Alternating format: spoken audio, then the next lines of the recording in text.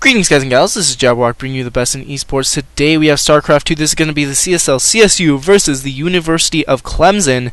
Set 3 at the left hand side. On Scorched Haven we have me as the purple Protoss as always. And then we have the yellow Terran projectfox. On the right hand side for Clemson University we have XIJABERWLKIX as the orange Protoss, and at the bottom right hand side we have the red Zerg ZennX. So this is obviously going to be the 2v2 match. The third set, CSU is up 2-0 on the University of Clemson. Obviously this is not going to be live, as I can't really live cast my own games. That would be extremely difficult. I know some players do it, but I am just not that good. Bringing up the income tab, you guys can see the split of harvesters up in that top left corner there on the right hand side, right there. But other than that, nothing really too fishy going on. Everything is going fairly standard in terms of gameplay. And like I said before, since I know the results, I'm going to do more analysis on this game more than just simple casting. So now we're going to go to the production tab and see that we have the pool going up before hatchery. Very, very standard. I don't even think that he expanded in this game, because 2v2, a lot of it is about whoever attacks first usually wins, usually. And it's a lot of it is really quick rushes and 4 gating and 14 hatching, or 14 pooling rather.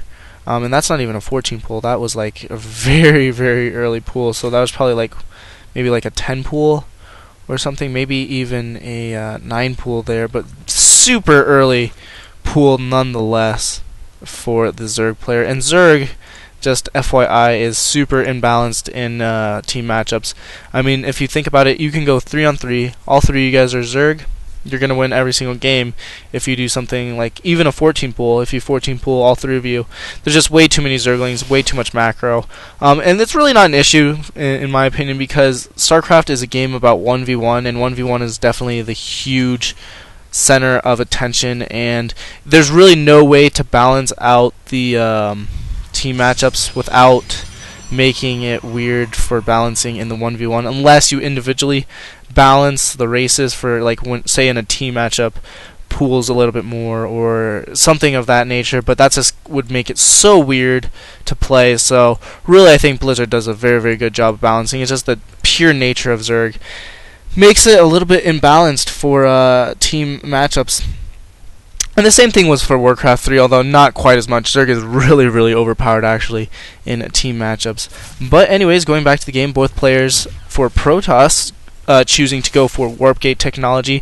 My Warp Gate is actually a little bit slower than the Protoss player over here. He has 2 gateways up. Meanwhile, I only have 1 gateway up. Uh-oh, what's going on? So if we look at the income tab, I have the most harvesters. The orange player actually has cut probes and is going to go off of these 2 gates. It looks like has completely cut probes off of his production, actually supply blocked for the time being, building a pylon, it looks like, at this corner position here. Well, not really corner, but at this upper position by the ZennX watchtower. And so he's going to come in, and the Zerg player has gone for roaches, so this is going to be a very, very effective attack by the Clemson team. Not to spoil anything, but here comes 2 stalkers, 2 more warping in at that top position, and here we go. Here comes the attack, and really not a whole lot for me, not a whole lot for projectfox either. This is going to be a super quick attack. He sees that it's wall off, going to go for my stuff, which I have also kind of walled off there. Good force field, could have been a little bit better placed right in the middle there. Not doing so hot. Here comes the Zealot trying to move out, really just not even close to as many units as you would actually need. There's just so many stalkers and roaches. And my forces, I don't know what happened. I think I misclicked or something, but my force is being absolutely retarded there, and so I lose all 3 of that, and this is going to be pretty much all she wrote. I mean, this rush just so effective, cutting probes, doing a very, very nice job of that, and honestly just a very, very good timing attack from Clemson University. So that's pretty much going to be it. Really what we should have done is we should have thought of something also cheesy to go for, because like I said before, 2v2, pretty much all freaking cheese, man. I'm trying to Chrono Boost my Warp Gates. Now it looks like I am supply locked, unfortunately, so not even going to be able to make anything else. Pulling SCVs, not really going to help all that much. Trying to attack from the back here, and pulling probes as well. Might be able to fight this army off for just a little bit, but all these probes are definitely going to die to this huge Stalker Roach army, unfortunately. Just doing an awesome job of attacking, and really 2v2 comes down to these little timing attacks. You rarely see a 2v2 game over 15 minutes. So rare.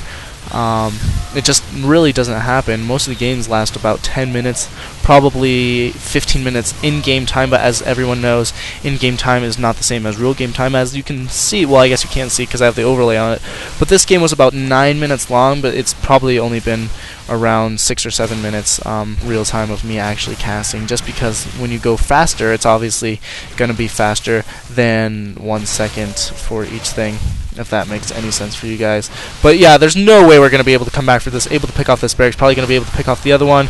Right now I'm probably typing something along the lines of this is probably going to be it, and then he's like yeah, and then we GG. So really not much we could have done in terms of build order. We just didn't. We should have known this rush was coming, but just didn't rush ourselves. And there's me. I think that's it, man. He's like yeah, GG's, and that's gonna be it for us. So let's go on to set 4. CSU still up 2-1. Let's see if we can pull it out. I'm playing in that 4th set, by the way. GG. Lates.